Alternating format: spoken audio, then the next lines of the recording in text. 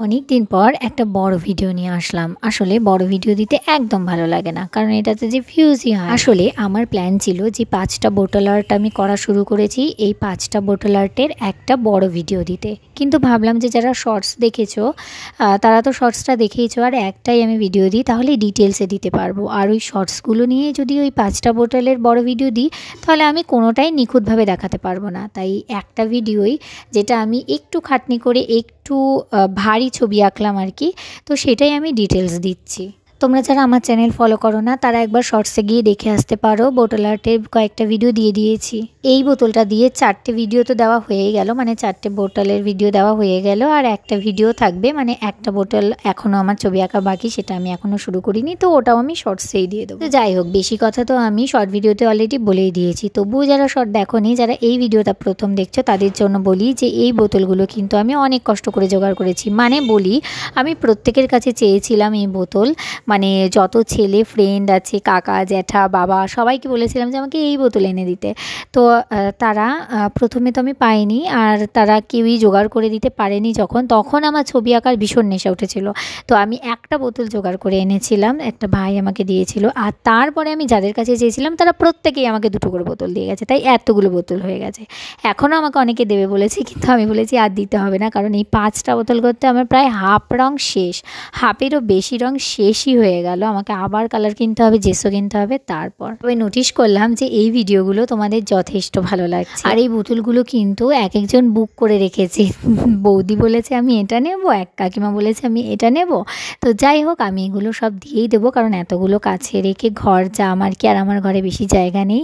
আর হ্যাঁ, তোমাদের জন্য একটা অফার থাকলো, তোমরা যদি এটা কৃষ্ণনগরে এসে নিতে পারো, আমি কিন্তু তোমাদেরকেও দিতে পারি আর কি। তো যাই হোক, এবার ছবি নিয়ে বলি। প্রথমে তো আমি বোতলটাকে ভালো করে পরিষ্কার করে নিয়েছি, আর যে সিলগুলো থাকে ওগুলো কিন্তু আমি কেটে নিয়েছি, আর তারপরেও ভালো করে ধুয়ে নিয়েছি। না, আমি সার্ফ দিয়ে ধুইনি, আমি এমনিই ধুয়েছি, তাতেই অনেকটা পরিষ্কার হয়ে গেছে। আর যেই সিলগুলো গায়ে লেগেছিল, তার জন্য আমি এক রাত 1 বালতি জলের মধ্যে বোতলটা ডুবিয়ে রেখেছিলাম, যাতে সিলগুলো নরম হয়ে যায়। আর তারপর আমি কোনোটা তুলেছি, কোনোটা কেটেছি।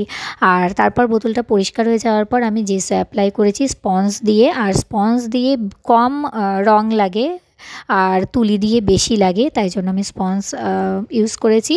আর তারপর আমার পছন্দ মতো ছবি আমি এঁকে নিয়েছি। আর এই একটাই বোতল যেখানে আমি এই ছবিগুলো আঁকলাম। ভেবেছিলাম প্রত্যেকটা বোতলেই যামিনী রায়ের আর্ট করব, কিন্তু সেটা সম্ভব হয়নি, কারণ শর্টসে না অত ডিটেলসে দেখানো সম্ভব হয় না, আর আমার হাতে এই মুহূর্তে সময় যথেষ্ট কম, আমি আগেই বলেছি। তাই আমি একটা ছবি একটু টাফ দেখে নিলাম, আর বাকিগুলো ইজি করেছি। আর তোমরা যদি কেউ এটা দেখে ট্রাই করে থাকো, সেটাও কিন্তু আমাকে জানিও, ভালো লাগবে আর কি। হ্যাঁ, আমি কিন্তু প্রত্যেকটা কালার ছবি করার সময় ফার্স্ট করে দিয়েছি এডিটের সময়, কারণ অতটা ধীরে ধীরে দেখানো যাবে না, তাই এত তাড়াতাড়ি কিন্তু করতে পারিনি, যথেষ্ট সময় লেগেছিল। আর আমি কালো বর্ডারটা প্রথমে দিইনি, কারণ এখানে না রং উঠে যাচ্ছে, এই বোতলগুলোতে রং অনেক দিন থাকবে না আর কি। যদি ইউজ করা হয় ফুলদানি হিসেবে বা জল ঠেকানো হয়, তাহলে তো অনায়াসেই উঠে যাবে, আর যদি না ঠেকানো হয় তাহলেও কিন্তু থাকতে পারলেও খুব বেশি দিন থাকবে না, কারণ জেসোটা এমনি উঠে যাচ্ছে আর কি। আমি বৃষ্টির জলের ছিটে পড়েছিল কয়েকটা বোতলে, তাতেই উঠে গিয়েছে, তাই রং কতদিন থাকবে আমি জানি না। তাই আমি কালো রঙটাও আগে দিইনি, যদি ঘেটে যায় তাই জন্য। তাই প্রথমে পুরোপুরি কালারগুলো অ্যাপ্লাই করে নিয়েছি, তারপর আমি কালো রঙ অ্যাপ্লাই করেছি, তাতে ছবিটাও ফুটেছে ভালো। আর তোমরা যারা এই প্রত্যেকটা বোতলের ভিডিও দেখেছো, তারা কিন্তু অবশ্যই একবার বলো যে কোন বোতলটা সব থেকে বেশি ভালো হয়েছে, কারণ প্রত্যেকটাই আমি কাউকে না কাউকে দিয়ে দেবো, আর একটা বোতলই আমার কাছে রাখবো যেটা সব থেকে ভালো হবে। আর আমার ইচ্ছা যে এইটাই রাখার, কারণ এইটা করতে আমার সব থেকে বেশি খাটনি হয়েছে। তবুও তোমরা জানিও যে সব থেকে বেশি সুন্দর কোনটা লাগছে। আমি না সব সময় চেষ্টা করি অ্যাস্থেটিক কিছু কাজ করার, কিন্তু অত সময় আমার কাছে নেই যে অ্যাস্থেটিকভাবে সাজিয়ে অ্যাস্থেটিক ছবিগুলো করব। যাই হোক, অনেক বকবক করে ফেললাম, এবার ছবিটা দেখতে থাকো।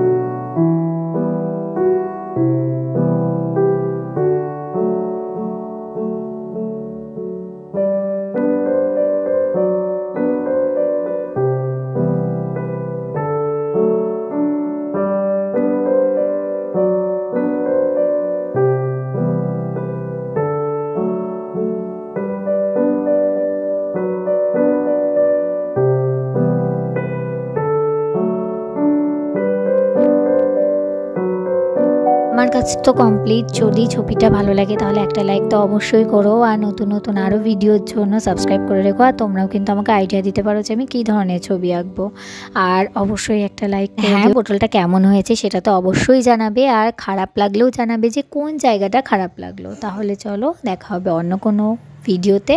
তোমরা আমাকে অবশ্যই আইডিয়া দিও কী ধরনের ক্রাফট পরে করা যায়। টাটা।